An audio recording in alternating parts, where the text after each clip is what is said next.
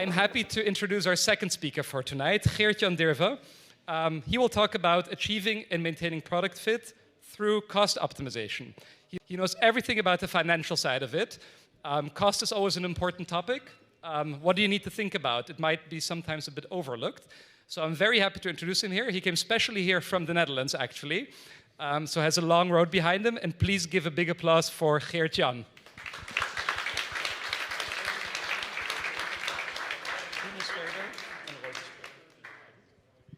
Thanks very much, Matt. I just learned today that Matt Halman actually was a Dutch guy. I never met a Dutch guy with the name Matt Halman yet, but it sounded very English to me. Thanks all for being here, and certainly also thanks, Bolder, for allowing me to have a speech in this product market fit arena. Normally, I would expect an audience with freelancers, startups, scale-ups, product managers, all people who are very interested in all sorts of things except money. There's always that older, chubby guy that wants to talk about money and value. And that's me tonight, so I'm the lucky one. But it is important. I think I won't give it away yet, but I have been there too. I've been in the startups, I've been in scale-ups, I've seen it go wrong. But I'm also going to show you that you find yourself in good company when you fail. And failing is very much important. But to allow yourself to fail, you actually have to afford it. And one of the things I missed in Kate's presentation on feasibility, viability, and all these nice things is also affordability. Can you actually afford these next experiments? Can you afford the features? Can you afford the failure that you're very likely, by her standards, 90% I believe it was, you are going to meet with? And that's what we are in life for, or working towards. I work for a company called Expense Reduction Analysts, ERA Group. It's a global organization. I'll tap into that a little bit. Very likely you have not heard of them yet, but hopefully you will in the future. So very busy slide because I want to talk about 4 things. And I want you to read it. I want you to memorize it. I know that you starter folks, you're not very used to a lot of text, but you'll see this slide again. And next to the recordings, you will probably get the slide deck as well. So yes, we are going to talk about money. And why? Well, 4 big reasons. You're going to have an improved value proposition because you're going to make money with your idea that you have, particularly if you are financed. You want to have competitive pricing because you want to be your pricing so low that you can actually afford to live by what you earn rather than having a burn rate that's too high. You want to have money because you want to invest in innovation, and innovation requires failure. And you don't know how much failure you're going to allow yourself for, given the finances that you have. And of course, once you're going, you want to have sustainable growth. So you also want to be able to finance that.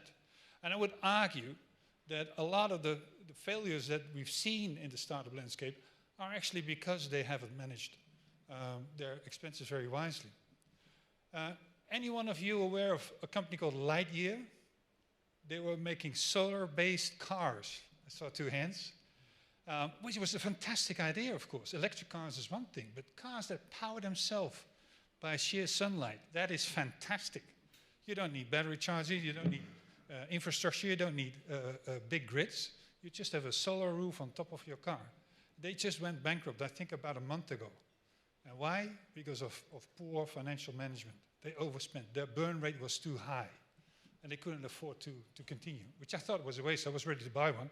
I couldn't afford a 400,000 euro car yet, but obviously you all can in the near future. But it's a pity, I think, that these guys are failing because of lack of financial side of things. So going away from that, a small summary of the slide you just saw. We are going to focus on improving the value proposition through cost optimization. We're going to look at what you spend your money on. We work in a variety of countries, regions, and all sorts of aspects. We look after costs that you don't want to look after. We look after insurance. We look after energy. We look after fire extinguisher. We look after anything that you have to pay for, but rather do not want to focus on, because you want to focus on the things that you actually bring to the market. You're a product manager. You're a startup. You're a freelancer. You want to show what your value is to your clients, to your audience, and not to the people that live internally in your arena. We are a global company. We have about 700 consultants, about a little over 1,000 people working worldwide. And that also means that we can track all over the world all the experts that you can possibly think of using in your business.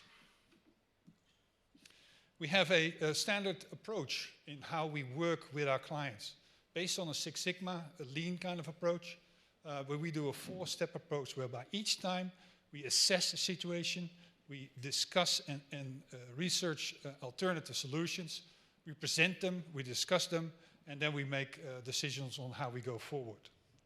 And we do that for a very large group of clients. And here are some examples. But they're smaller, they're bigger, they're well-known names, they're not so good known names, but they're all based on bringing value to the current environment that they work in and live in, and bringing them value to optimize their cost in doing their businesses. Now, finding a product market fit and doing that based on cost optimization, failing to do that, you find yourself in very good company. This is a long list of products and brands that actually have failed to find their product market fit. And as I already said in the early introduction, I'm a bit older, so one of the ones that is most in my mind is that new Coke. I don't know if you ever heard the story, but back in the 80s, Coca-Cola was doing tests, or Pepsi rather, was doing tests against Coca-Cola. And with a blind test, a lot of people actually chose Pepsi over Coca-Cola because it was a little bit sweeter. And if you take one sip, then that sweetness actually sort of tickles you, prickles you, whatever you want to call it, but you will choose that from a blind test. And so Coke decided that they had to launch a new Coke. And obviously they failed miserably. They spent a lot of marketing money, they spent a lot of product development money in trying to build a new Coke, but customers just wouldn't have it. They would just say, no, we want to have the classic Coke. So that's an example of a very, very expensive failure, I can tell you. Also Oreo, we know those little chocolate cookies, very nice. They tried to do that with watermelon, failed miserably. Nobody liked it, nobody wanted to buy it. It was there, it was produced, it was marketed, it cost a lot of money to do it, and they failed miserably. But also some very nice ones. The HP touchpad. Does anyone know when this was introduced? About half a year after the iPad. Guess who won the race? So even if you see that you have a very good product and that there is a market need, you've done all your homework, you've done your investigations, and then you're beaten by the competition by half a year or a year, and whatever you throw after that in terms of money to your product, it's going to be in vain. Google Plus, he talked about dating apps. Anyone here member of Google Plus? We have 1, 2. That failed. You'll be alone there. You'll be alone. But there's also a few, and that's the moral of the story today, that actually have lost their product market fit, or missed their product market fit rather, because of the cost optimization that they have. Segway, a very important one. I always love coming to Berlin. Because when I come to Berlin, I take an airplane, I take the train to the Hauptbahnhof, and then I take one of those little steps. They're now forbidden in Paris. They don't have it in Amsterdam, so I always love it doing that. I can't find a Segway anywhere. Anyone know what happened to Segway? It disappeared from the market because they actually overspent, like Lightyear. It was, do you know them? You do? You use them? You're the one. They have disappeared, yeah. Well, their marketing expenses were so high that their product prices were actually over the top of the market when it comes to electric motored vehicles. Quirky and Wink, that was a company launched in the US, a technology platform for sourcing, of community sourcing, I should say. A smart home platform that was introduced I think around about 5, 6 years ago, that was very much in vogue to have integrated home management systems. Even the likes of Google and Amazon went in that space. It's a bit quiet in that space. IoT was very promising. It's slipped into the business world a little bit. but it probably is very likely to come back. But Quickie was one of those platforms that wanted to do that on a community platform. Completely failed, but based on poor expense management, they actually had to stop, like the Lightyear one. And then the Amazon Fire Phone, Amazon saw the explosion of the mobile phone market, obviously, I think since the late 90s in Europe and in North America. They wanted to launch one, but it was so expensive that it was even actually more expensive than the iPhone, and the iPhone was considered already a very expensive one. And that was due to bad expense management as well. So even though that you are in your own product marketing or in your own self-proposition, looking at your product market fit and evaluating whether your feasibility, viability, and all these things are accurate, your financials are probably the key driver behind your success, or rather, your allowance to make more mistakes than your competitor can actually make. And overspending is very easy, because if you are in the heat of the moment, if you're in the fight that you are trying to win, the battle that you're trying to achieve, working on these kind of things, then you're not considering your spend levels. You're focused on your product. You're focused on your new Fire Phone or your Juice Row. Anyone know Juice Row? It's like the Nespresso of vegetable fruits. That was even more funny one, because you actually had, like Nespresso, you had these capsules that hold the juice. And you mix that with water like you would coffee do, but those capsules, you could actually squeeze them by hand, so you didn't actually need a machine to do that squeezing for you. Sort of overestimated its own purpose.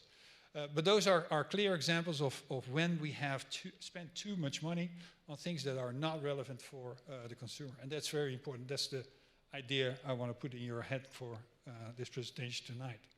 So proper budgeting, cost control, aligning expenses to what you can do. It sounds boring, it is boring, but it's very, very, very important to actually spend your life in the future in the company that you are in. As Catherine already also explained, a lot of new products fail, and we have some research here, or results from research from Clay Christensen. Does anyone know Clay Christensen? Anyone know the milkshake story? If not, we should have a drink later on about what the milkshake story entails, because he's become famous of it in terms of product market fit. It's a very important story. But he said, finding the right fit is complex and very challenging. And there is a lot of things that you can actually do to improve the chances of your success, or the chances of your finding your product market fit in the right pace, in the right time. And our argument would be, the allowance for you to actually fund your failures is far more important than the build-up towards your success, because you're very likely to fail. You're actually more likely to fail than succeed, certainly on a first attempt. It's very difficult to get it right the first time, and therefore you need to allow for failure. And that's why I think a very, very tight control on money, on budget, and spending it wisely, not necessarily scrutinizing all the spend that you can possibly do, but spending it wisely is probably the most important thing to do. So in any startup, it will go, cash is king, but it really is true. And it's very important to have that set up properly. So back to that first slide, as a sort of an overarching theme. It is complex, and it is important. It is important for a couple of reasons. It's important because you want to make sure that your value is actually seen by your client and delivered to your client. And that means that anything that you can save in cost will actually help you be more competitive, be more cheaper than your substitutes rather than your competitors, but still make a good living out of it. You'll be allowed to invest more in innovations in the future. Any money you don't spend today, you can actually spend in the future. And of course, you have to be able to finance sustainable growth. You have to be able to scale your company and scale your product to a level that allows you to become more profitable and bigger in the future. We asked, and we do that a lot, we talk a lot to procurement people in our business, and we asked a lot of our clients just a few months ago, how do you feel that your procurement function is organized? Just thinking about the things you need to buy on a day-to-day basis, accommodation or transportation or anything that you need to actually facilitate the execution, the operations of your environment, of your company. And 99% of our respondents, and these are our professionals, the CFOs and CEOs of mid-sized to larger companies, that their procurement function is under-resourced, that there's not enough people focusing attention to whatever goes out of the company. 94% believe that more investment in procurement skills would actually boost profits. Because if you are able to negotiate better deals, if you are able to leverage your market position in a better way, you can actually make more money out of it. And 63% of respondents believe they would benefit from using external resources to help with building up procurement capabilities. You do not need to be an expert in everything yourself. And the smaller you are, the sooner you can benefit from external help. Whether that be a consultancy firm or your accountant or a financial advisor or a company like ERA, it doesn't really matter. Because whatever it brings you more value than the cost that you're going to have to spend with those companies. So what are the benefits of working with a company like ERA? Well, you can leverage and influence vendors. It's a bit of a balancing act, but we can step on toes that you can't, because you have to live with your suppliers, with your ecosystem, and we don't. We move away, we go to the next client. Of course, we have this expert knowledge. We have this large army of people around the world who've probably been and seen in all aspects of procurement categories that we have never thought of before.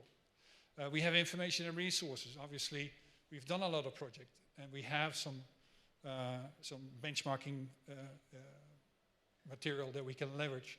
And we are independent. We do not have relationships with any of our suppliers. And we provide significant cost reductions. We don't talk about 5% or 10%. We look at your entire spend, and we actually bring large savings to the table. We have rapid results. Because of our methodology, we actually accelerate those results and make sure that you actually have in the year that you execute a project or a process, we can actually deliver those results to you. And we have implementation experience. We have a background, all of our people have a background in business longer than most of the average client that we work with. And that's what we do. That's why we make a living, and that's why we are here today. And I know it's a bit of a tatty story, certainly if you're in the sexy environment of startups and scale-ups, but it's an important one. And that's what I want to bring you today. So thanks for your attention. If there's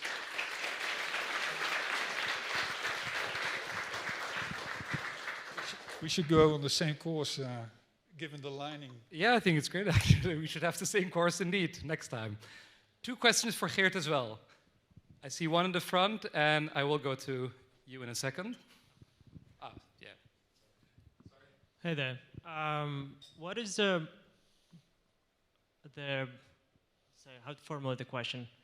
The one thing that companies spend most of the time, most money, that it costs them to burn out then at the end? Burn the money. Like what are the 1 or 2 things that most companies burn their money on? Or maybe you have an example of a company like you worked with, what they spent a lot of money on, or in your experience, what companies, you know what I mean, spent money on, maybe unnecessary startups or... I would have 2 answers to that. I think across the board, on any category of spend you have, companies typically overcommit. So if you need 2 bananas a day, every company buys 3. Why? I don't know. But they don't want to be short. And that happens in all categories in every aspect. And then the second actually depends on how you run your company. If you're a taxi company, you probably have a lot of fuel and tires. If you're a technology company, you probably have a lot of cloud environments and stuff like that. So it depends a little bit on what you do. But overall, those categories, oversizing your procurement is probably most likely to happen. Perfect. Second question was here. Hi, I'm Emma. I work at Zalando. I work on one of their pet projects, I would say. And we somehow managed to make a very desirable product that is completely unviable. So we need to strip it down to like nothing and build it up again. But basically my question is more like, when is a smart time to involve those very maybe unsexy, boring cost people that tell you what is actually viable without kind of losing the creativity and momentum at the start when you start building this, this product. So like when is a good time without slowing down creativity? Well, maybe you're asking the wrong guy, but the answer would be yesterday. No, there's not a good time. If you think that you have a product or a project that is going bad or needs to be stripped down, it's always good to have somebody do the number crunching for you, because